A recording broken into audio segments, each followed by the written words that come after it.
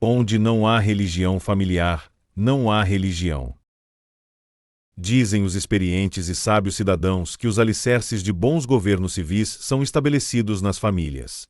Famílias saudáveis constroem nações saudáveis, não apenas porque o caráter do todo é formado pelo caráter de suas partes, mas também porque as famílias são pontos importantes de influência efetiva e propagadora. É igualmente verdade que a religião familiar saudável constitui o vigor espiritual das igrejas cristãs, fazendo com que brilhem como a lua e sejam claras como o sol. Onde não há religião familiar, não há religião.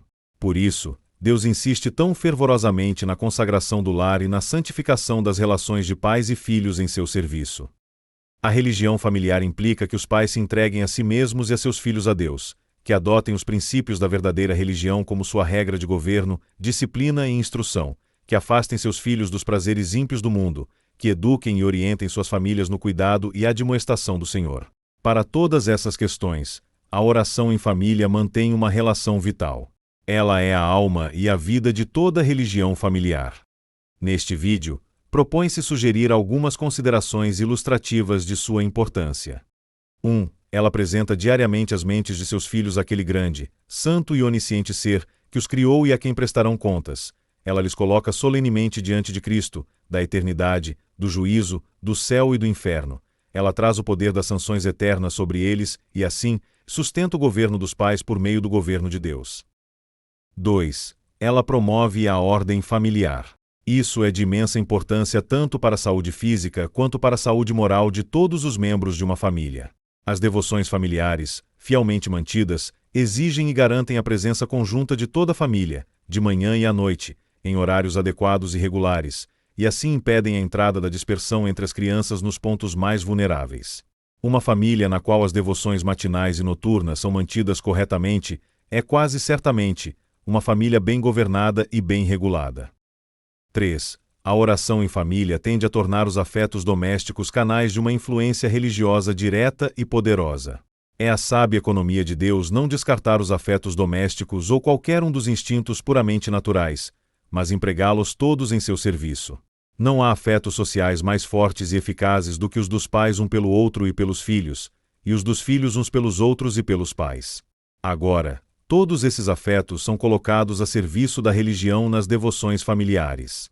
Se as crianças amam seus pais, que motivo para se unirem a eles no amor e serviço a Deus? Que portas são abertas nos corações das crianças por meio dos afetos filiais? Em inúmeros casos, Deus usou assim os afetos parentais e filiais para converter e santificar tanto pais quanto filhos.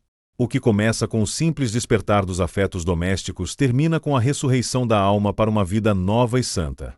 E todas as famílias que invocam a Deus em oração sabem por experiência que os eventos de cada dia, suas aflições, doenças, necessidades, misericórdias, perigos, que elas compartilham em comum, lançam um interesse emocionante nessas ocasiões em que são reconhecidos e apresentados juntos ao Senhor. Enquanto as famílias estão assim apresentando seus próprios interesses a Deus, quão natural e apropriado é levar seus desejos unidos além do campo da oração e abraçar os interesses de todas as famílias da terra. Acreditamos que não há espetáculo mais agradável a Deus do que o de famílias piedosas unindo assim seus afetos e orações em seus respectivos altares, pela vinda de seu benigno reino em todo o mundo. Uma família engajada em suas devoções matinais e noturnas pode não apresentar uma oferta tão grandiosa e imponente aos olhos do mundo como o santuário apresenta, mas é uma oferta não menos aceitável a Deus. Aqui está um dos lugares mais verdes e mais doces da terra, sobre o qual os olhos dos seres celestiais se dignam a olhar. 4. Ela torna os pais mais cautelosos diante de seus filhos. Tende a prevenir neles toda impaciência, raiva, conversas inadequadas, maledicência, tudo que é inconsistente com suas orações. Torna-os gentis, bondosos, amáveis, santos em todos os seus caminhos e conversas diante de sua família, e assim preserva seu caráter e autoridade na estima prática de seus filhos. 5. A oração em família, oferecida pelos pais na presença de suas famílias, auxilia o governo parental.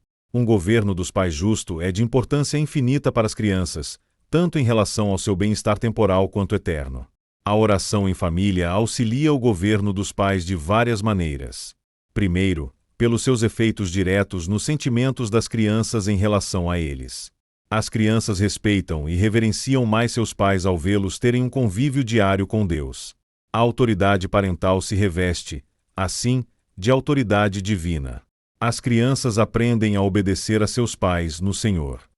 É instintivo na natureza de todo ser responsável reverenciar aquele que anda com Deus, e esse instinto é muito poderoso nas crianças, associado a todos os outros sentimentos e circunstâncias envolvidas na relação filial.